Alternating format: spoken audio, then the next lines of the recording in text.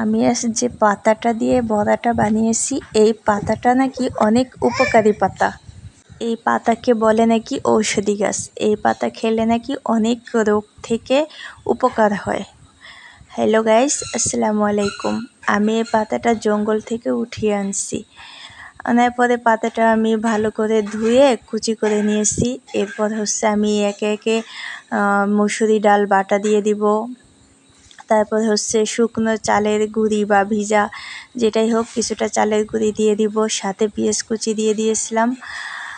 তারপর রসুন দিয়ে দিলাম 1 থেকে 2টা কুচি, কাঁচা গুঁড়ো মরিচ দিয়ে দিলাম 1 টেবিল চামচ, তারপর হলুদ গুঁড়া দিয়ে দিলাম 1/2 টেবিল চামচ, ধনিয়া গুঁড়া দিলাম।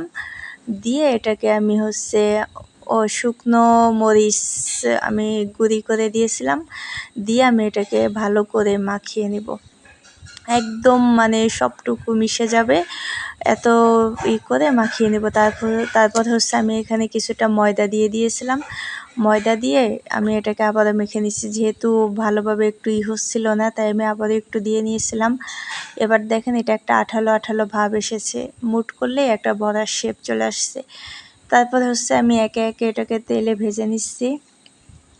আমি বেশি তেল নষ্ট করি না, তাই আমি অল্প তেলে অল্প আছে আমি বড়াগুলো ভেজে নিলাম।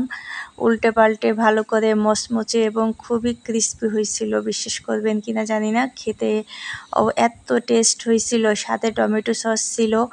আর এই গাছটা অনেক উপকারী, আপনারা খেয়ে দেখবেন। সবাই ভালো থাকবেন।